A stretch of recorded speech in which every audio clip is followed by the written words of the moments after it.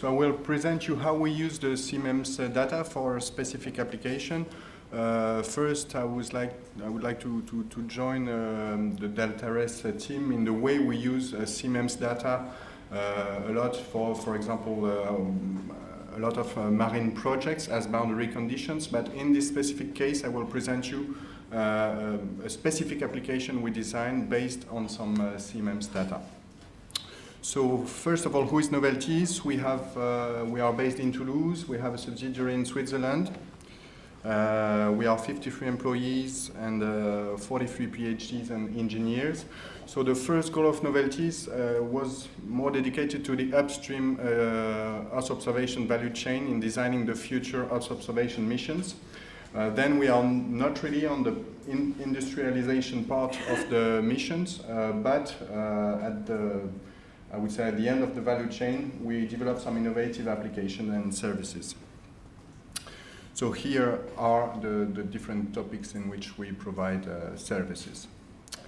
So basically, we were developing some global and regional tidal atlases for the French Space Agency since 2008. And then we moved toward industrial clients, and we noticed that tides were really of interest for a lot of maritime applications. And so we started focusing on marine renewable energies that were and still is an important part of the blue growth in Europe.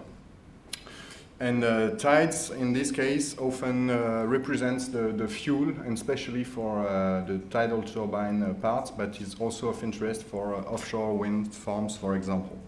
So there were great needs for resource assessments, and we discussed with clients, and based on the knowledge we had, we developed a specific application, I would say, dedicated to resource assessment. So here is the slide where you can notice how we use the CMEMS data. So I detailed the data sets we use for the Northwest Shelf. So we use some regional and high resolution, for our regional and high resolution tidal models, we use the altimetry. Depending on the area of interest, it can be for assimilation in our models or just as a validation. This comes from Mercator and the Copernicus Marine Service. We also use the in-situ network for validation. In this case, it's mainly the tide gauges that are used. So you can see here all the altimetric traces from satellites. There you have the tide gauges network we can have access to validate our models. And then, of course, to make a tidal model and a tidal prediction system, then we need some bathymetry. And in this case, we use it from another program, which is from EMODNet, another European program. So what do we provide? Basically, you can follow and go to this link. TIPS stands for Tidal Prediction System. So it's a basic interface with a login and password that allow any type of user to request tidal data when he wants and where he wants. So here I focused on the Northwest Shelf, but it's also available worldwide. And each time we have clients demand, then we go sometimes to develop some regional atlases. For example, we recently did one on Arctic. We worked also in Brazil and in Australia. So here, for example, you see that we had a global atlas, then we developed in this frame a more regional atlas, and then you had also for marine renewable energies some specific locations and which were of major interest for marine renewable energy. And then each time we developed some higher and higher resolution atlases that can fit the needs of the end users. So they just log in and password, and then here, you don't see it, but it's a longitude and latitude, or they can just click on the map if they want. And what do they get? It's time series, tidal current speed, tidal current roses. So you see here type of things. They can get the raw data, they can get some maps, some type of different formats they may need for their use. Sometimes it's just to use in their reports, and sometimes it's the raw time series so that they can work on that to do, for example, some weather downtime, which represents the threshold, for example, above a certain limit of current. So, of course, I invite you to open an account. Then it's just free of use, and then the data is sold on a day-per-day basis. Sorry.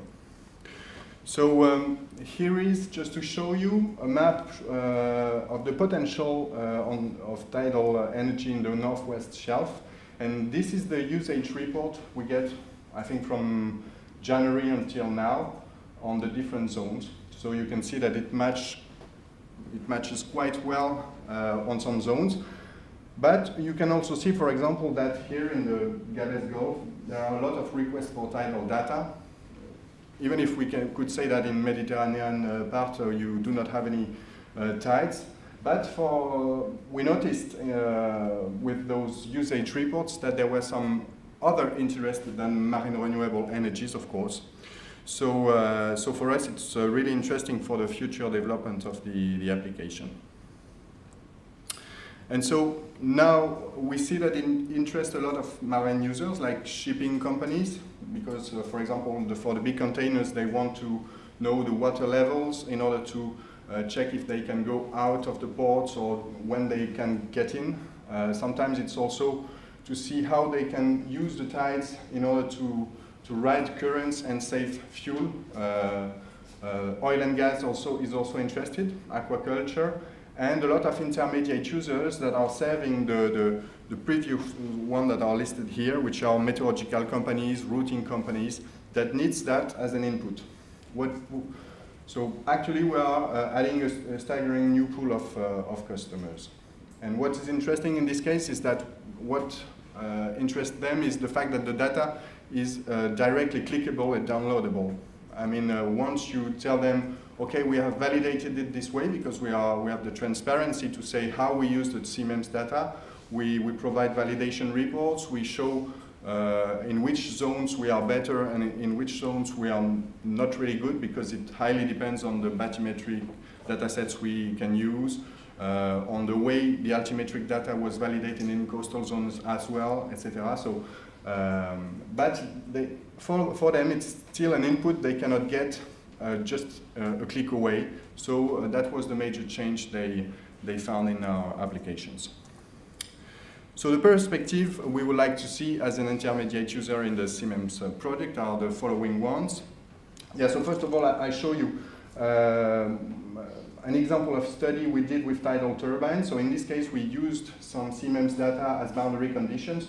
So here, for example, we implemented the tidal turbines within the bathymetry, and then thanks to CMEMS data sets, we used boundary conditions and see the differences between the currents over the zones. It's a zone near Torhead in Ireland for overnight. So the future expectation, of course, it's not related to tidal, but this will be the wave products, because we are in the needs for wave modeling projects. So we really wish those data sets were already there. Of course, if I come back to tidal applications, then the next altimetry satellites are of major interest for us, like Jason 3 or Sentinel-3 availability.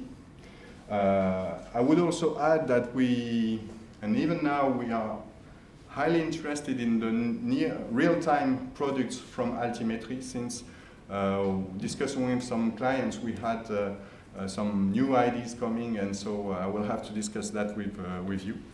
And then, of course, the last thing is the coastal processing of altimetry to improve the accuracy, because coastal zones, as the two previous speakers said, are the most complicated, and so the place where you have a lot of errors when you want to do modeling later on, but still already we have pretty good data sets to do things. And I think that's it. Thanks a lot.